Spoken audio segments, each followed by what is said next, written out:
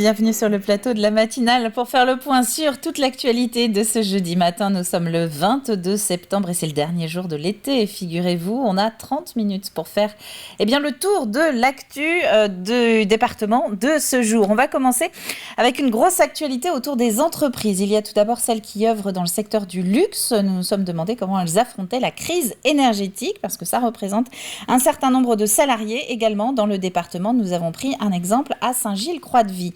La présentation de salons de l'emploi qui se multiplient en Vendée en ce mois de septembre, c'est la saison. On a un exemple du côté de Fontenay-le-Comte pour aujourd'hui ou encore la semaine prochaine et ça, ce sera plutôt aux Herbiers. Le coup de fil à la presse du jour sera radiophonique. On va retrouver Frédéric Boidron qui nous détaille ses futurs numériques. Rendez-vous donc dans un quart d'heure. Et puis le jeu avec la toute dernière ligne droite pour tenter de gagner vos places pour le Nature Zoo de Mervan. Avant tout cela, nous allons regarder la météo avec le même programme à peu près que depuis le début de la semaine, c'est-à-dire du soleil pour tout le monde dès ce matin. Le détail des températures comme d'habitude pour la matinée, en tout cas ce sera à la fin du journal. Cet après-midi, même prévision, toujours aussi agréable, pas de nuages à l'horizon et nous basculons encore au-delà de la barre des 20 degrés, un peu comme hier, des températures annoncées qui sont même un peu plus élevées que ce mercredi. Alors profitez-en parce que la mauvaise nouvelle du jour, c'est que les nuages reviennent a priori à partir de demain et que nous aurions même de la pluie ce week-end. Pour les marées, la première basse mer, c'est dans la matinée. Ensuite, la prochaine pleine mer, c'est à l'heure du goûter avec des coefficients qui, on en parlait déjà hier, remontent tout doucement. Nous avons rendez-vous maintenant avec notre aperçu hebdo des prix des carburants, prix qui sont pratiqués en ce moment en Vendée. Gros plan pour commencer sur les 4 stations les plus compétitives du moment concernant le gasoil. Alors un podium géographiquement assez bien réparti si vous connaissez bien votre Vendée, puisque regardez, on a un petit peu de bocage avec Essart en bocage, avec Sainte-Gemme également. Enfin là, on est vraiment dans le sud Vendée plutôt. Sainte-Gemme, Saint-Jean-de-Beugnet et on a du littoral avec les Sables d'Olonne. Pour le 95-10, de nouveau la première place pour Essart en bocage, mais là encore la différence avec les autres stations au relevé publié sur prixcarburant.gouv.fr est de l'ordre du centime. Enfin pour le GPL, c'est à Luçon que vous êtes susceptible de trouver la pompe la moins chère, suivie de Saint-Gilles-Croix-de-Vie ou encore de Montaigu-Vendée. Un œil au rendez-vous marché du jour à présent, avec quelques commerces ambulants à Mouzeuil, Saint-Martin. Nous avons également un rendez-vous à Pouzauges et à Saint-Philbert-de-Bouenne également. Ça, Saint-Philbert, c'est cet après-midi. Pour l'éphéméride, nous fêtons les Maurice aujourd'hui, les Mauricettes aussi, évidemment, ainsi que tous les dérivés, Maverick, les Morvans ou encore les Morwena. Le soleil se couchera ce soir en Vendée à 20h03. On passe au journal.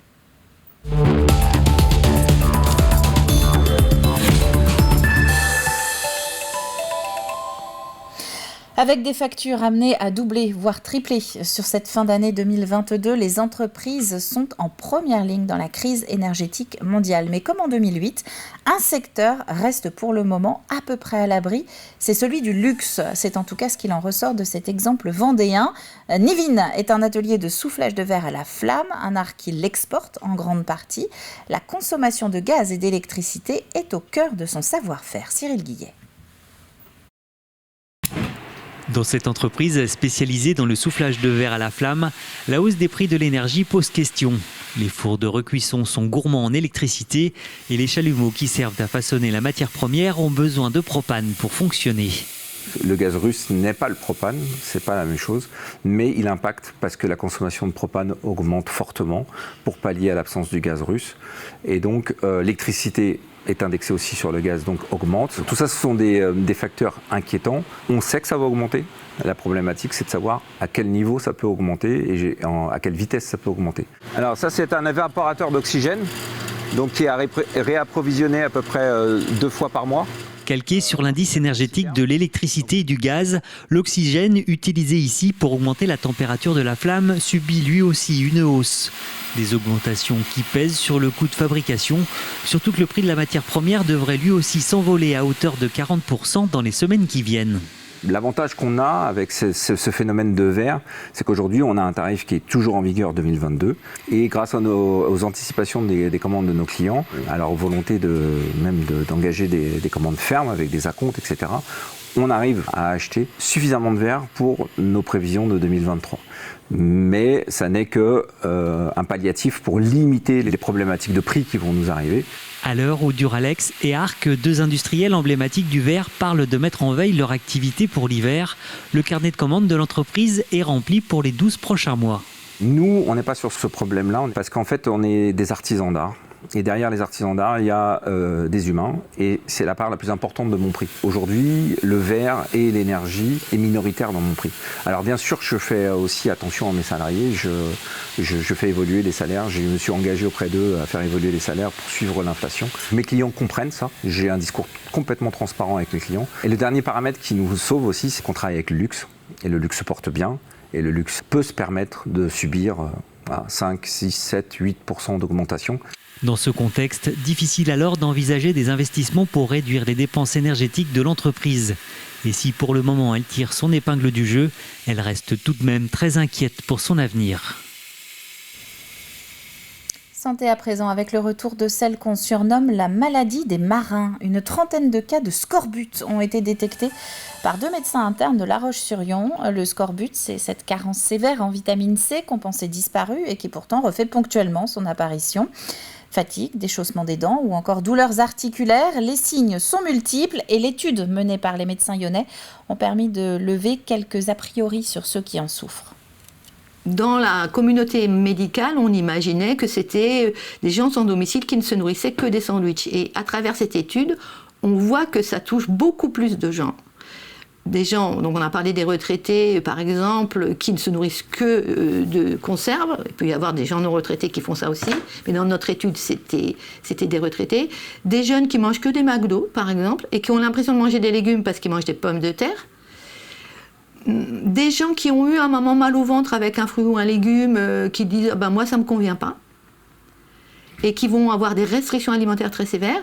Et donc, ça touche des gens très divers. Nous parlions de la crise énergétique en début de journal. La crise énergétique et ses conséquences possibles sur la santé des sociétés. Eh bien, au-delà de la santé des sociétés, c'est aussi celle de leur patron qui est en jeu. La Chambre de métiers de l'artisanat vient justement de signer un partenariat avec l'association Initiative Nord et Ouest Vendée, un mécénat pour permettre aux dirigeants de ne pas se retrouver seuls face aux problèmes. Concrètement, une spécialiste de la santé en entreprise se tient désormais à la disposition des chefs d'entreprise soutenus par Innov. On travaille de concert avec les chargés de mission d'Innov qui proposent en fait aux chefs d'entreprise d'être mis en relation avec une chargée de prévention de la Chambre des métiers et un temps d'écoute individuel leur est dédié. Ce temps d'écoute permet de libérer la parole, de briser les tabous, d'avoir cette écoute bienveillante et confidentielle qui permet à chacun de poser les choses, de mieux comprendre sa situation au niveau de l'entreprise dans le cadre des difficultés vécues et également au niveau de l'individu dans sa propre santé au travail ou dans sa propre santé, qu'elle soit physique, mentale ou sociale.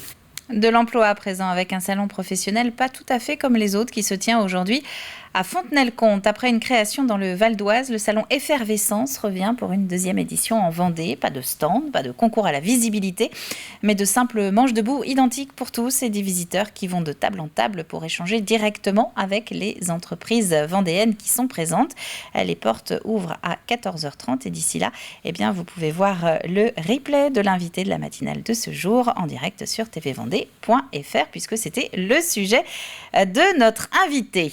Et la saison des salons est bel et bien repartie puisqu'aux Herbiers, c'est dans une semaine tout juste maintenant que sera organisé le salon de l'emploi du bocage. Là encore, les organisateurs ont cherché à innover. Le rendez-vous est donné au Parc Expo des Herbiers, mais concernera des entreprises de tout le quart nord-est vendéen avec 1500 offres d'emploi qui sont annoncées, mais pas seulement. Car pour se sentir bien au travail, il faut aussi se sentir bien chez soi. C'est un salon qui est innovant parce que c'est la première fois que nous faisons un salon avec 5 collectivités, 5 territoires, les Herbiers, Mortagne, Pouzeau, Chantenay et Saint-Fulgent-les-Essarts. On fédère nos forces pour faire un grand salon de l'emploi qui soit représentatif de nos entreprises, qui soit représentatif aussi de notre dynamisme. Et nous faisons ça ici aux Herbiers, au cœur du bocage vendéen. À ces offres d'emploi, nous accolons également un volet habitat afin de pouvoir guider les visiteurs et de leur dire oui, vous pouvez trouver un emploi, mais vous pouvez aussi trouver un logement dans le pays des herbiers, de Pouzauges, etc., etc. Et le salon de l'emploi du bocage, donc c'est jeudi 29 septembre et ça se passera au Parc Expo des Herbiers. C'est une drôle de bouée téléguidée que vous pouvez voir depuis la fin du mois de juillet aux abords de l'île Dieu. Comme leurs homologues de Noirmoutier, les pompiers ilais travaillent avec un drone aquatique. C'est une expérimentation, un test pour compléter dans certaines situations le travail des sauveteurs. Colline Davy. C'est une alerte un peu particulière pour les pompiers de l'île Dieu. Une personne en difficulté dans l'eau à 50 mètres du bord, à la plage des Sabias. Le but de la manœuvre du jour, On prend le drone. tester le drone aquatique, un nouvel outil que le SDIS de la Vendée leur a confié depuis l'été. Pas besoin de formation, il peut être utilisé par tous les pompiers. Les pompiers sont alertés, ils ont le motif de départ, ils savent qu'il y a une personne qui est en difficulté en mer. Donc ils prennent au local alerte le drone, les 2 radios, la télécommande, qui vont servir à guider la bouée de sauvetage jusqu'à la personne. L'engin est mis à l'eau puis piloté depuis la plage pour être au plus vite, au plus près de la victime. Et donc ce drone est doté de poignées et d'une turbine de chaque côté qui permet de faire avancer le drone vers la victime et de la diriger bien sûr vers la plage en retour. Il peut aussi servir de flotteur en attendant l'arrivée des sauveteurs, car si la technologie est d'une grande aide, elle ne remplace pas les moyens humains.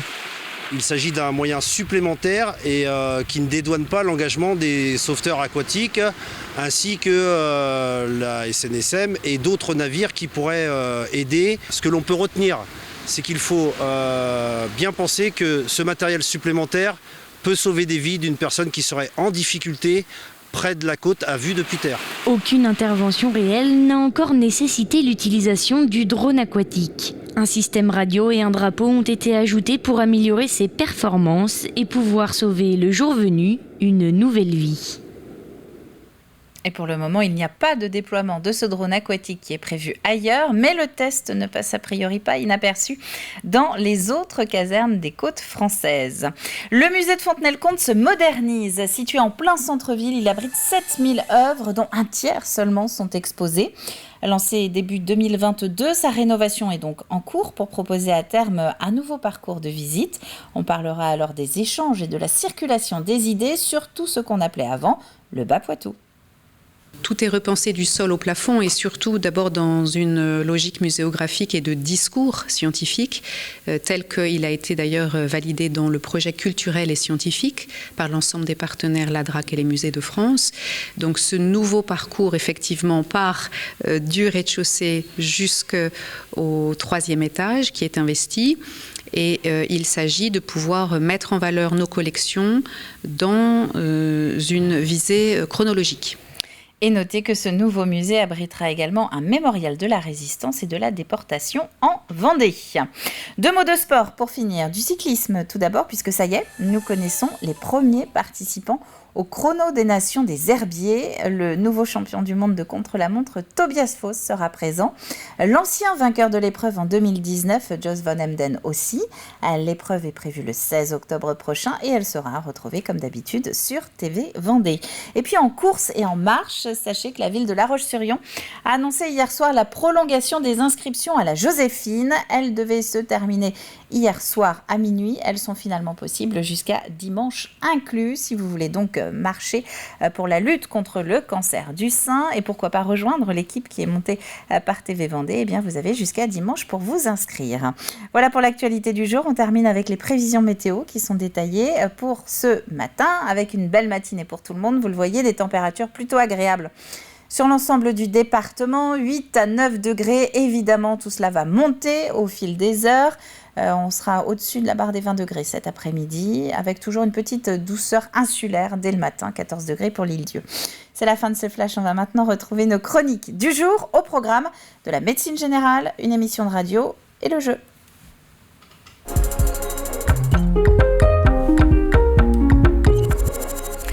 Je vous propose effectivement de commencer avec notre plus de l'info. Un nouveau coup de projecteur aujourd'hui sur les centres de soins non programmés. Ils ont été lancés il y a bientôt 1 an maintenant. C'est donc l'occasion de revenir sur leurs principes, mais aussi sur quelques dérives observées.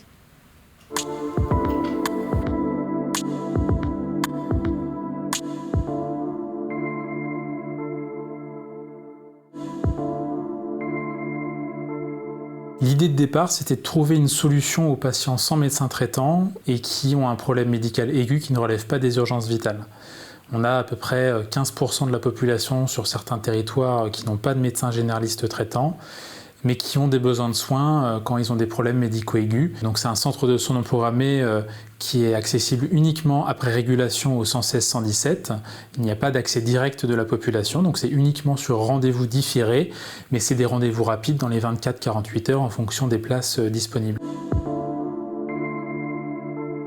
Les consultations de soins non programmés, elles sont uniquement dédiées aux problèmes médicaux aigus, c'est-à-dire une douleur au ventre, une infection, un traumatisme mineur, un problème psychologique aigu, ce genre de choses, mais en aucun cas pour des consultations de suivi, de renouvellement ou de certificat. Appelez d'abord et avant tout votre médecin généraliste traitant ou votre cabinet habituel. Si vraiment il n'est pas disponible ou si vous n'avez pas de médecin généraliste traitant, vous pouvez appeler au 116-117. Et puis si votre état de santé le justifie, ce n'est pas toujours le cas. Dans un appel sur deux, on arrive à gérer avec un conseil médical simple.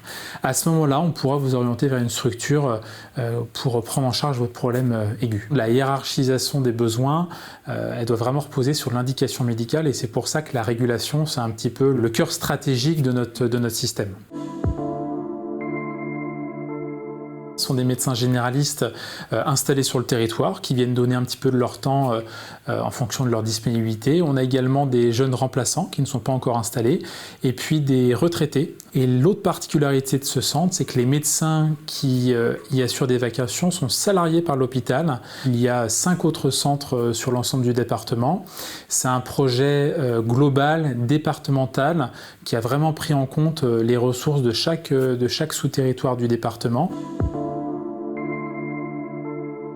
La notion de centre de soins non programmés n'est pas quelque chose forcément de nouveau.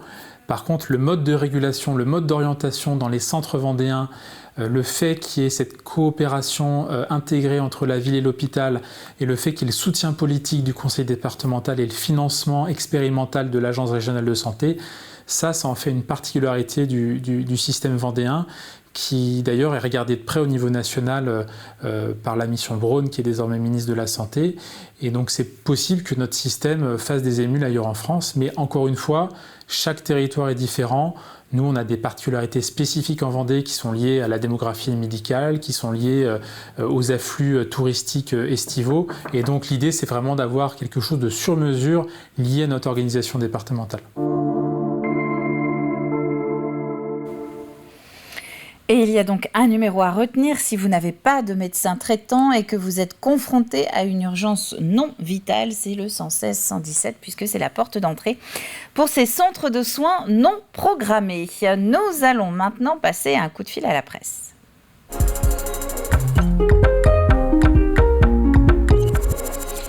Et c'est Frédéric Boidron, épisode 2, la semaine dernière, mon confrère de Venanceau, qui est le rédacteur en chef de Planète Robot, nous parlait justement du dernier numéro à paraître de ce magazine, qui est lu un petit peu partout en France et dans d'autres pays francophones d'ailleurs. Cette semaine, Frédéric revient car il nous présente l'émission qu'il co-anime également avec un autre Vendéen sur l'antenne lyonnaise Graffiti. Et vous devinez quoi ? On y parle nouvelles technologies aussi.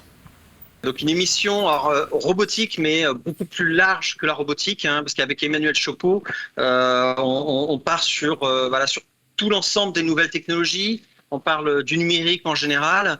On va parler forcément des nouveaux moyens de transport, même pourquoi pas du tourisme spatial, de l'intelligence artificielle forcément. Oh, je pense qu'il y a quand même beaucoup de Vendéens qui s'intéressent à ça. Il y a peut-être un côté que nous, on a, Emmanuel et moi, c'est qu'on est un peu techno-optimiste. C'est pas forcément quelque chose qui est très répandu, mais pas qu'en Vendée, c'est partout. En ce moment, je pense que beaucoup pensent que la technologie est forcément négative. Je pense qu'il y a du pour et du contre, forcément. Il y a quand même... Il faut quand même voir certaines entreprises qui ont une certaine éthique et qui ont envie de faire avancer le monde, que ce soit technologiquement, mais aussi socialement. On peut mélanger le social et les nouvelles technologies pour améliorer notre monde. On peut penser, par exemple, dans la robotique dans l'agriculture, qui permet d'utiliser moins de terre pour créer plus de nourriture. De toute façon, on le voit, hein, les IA entrent partout. Peut-être que certains de nos auditeurs et des auditeurs de TV Vendée ont une IA à la maison, tout ce qui est Alexa, Google Home. J'espère que c'est bon, j'ai pas déclenché le mien. Voilà, c'est des choses qui arrivent. Et puis en fait, il y a des technologies qu'on utilise sans vraiment le savoir. Nos téléphones. On pense que c'est juste une tablette avec 2-3 composants dedans, mais en fait derrière c'est énormément de recherche, énormément les données passent par des satellites, rien que le positionnement, mais même l'envoi de données. Enfin on utilise énormément de technologies au quotidien. Les voitures autonomes viennent de plus en plus maintenant. Les voitures qui avancent toutes seules, quasiment toutes les voitures neuves maintenant roulent toutes seules quand il y a des lignes sur le côté. Et vous pouvez retrouver l'émission de Frédéric Boidron un lundi sur 2, pas tous les lundis, sur l'antenne de Radio Graffiti. On va passer à l'extrait du jour.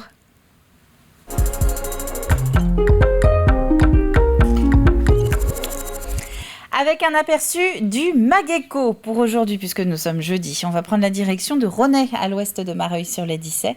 C'est un territoire fortement marqué par la viticulture, vous le savez peut-être. Et sur place, il y a notamment les vignobles Fagot qui se transmettent depuis 3 générations.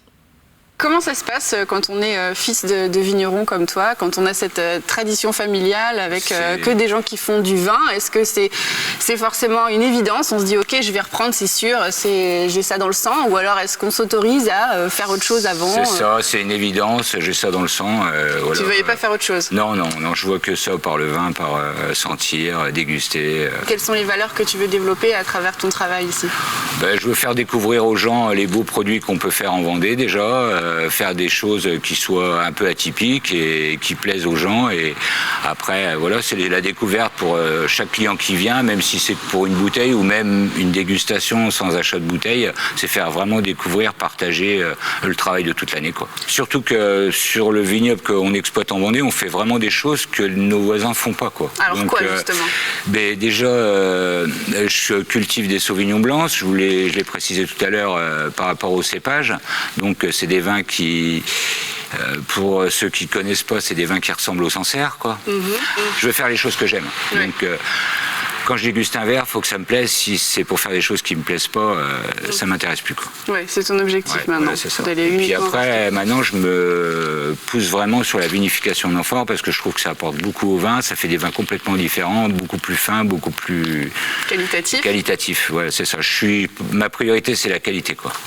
Ah ben justement, on va en parler. Je crois que ça se passe par là. Tu m'emmènes? Oui, avec plaisir. C'est parti.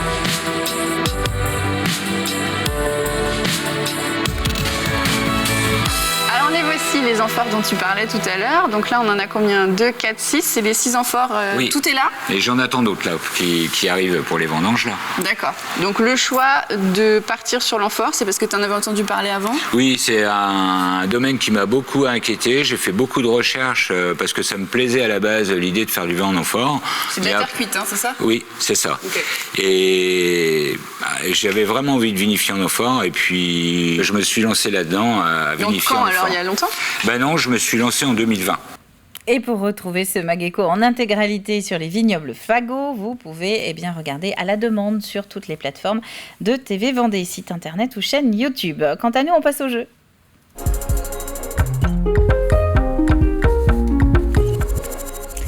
C'est le début de la dernière ligne droite pour pouvoir participer à notre jeu cette semaine, puisque vous avez jusqu'à demain midi pour envoyer votre réponse sur tvvendée.fr à la question suivante. À quoi fait référence la valise sculpture de l'artiste Hervé Guyot qui a été présentée il y a quelques jours à Mareuil-sur-les-Dissay?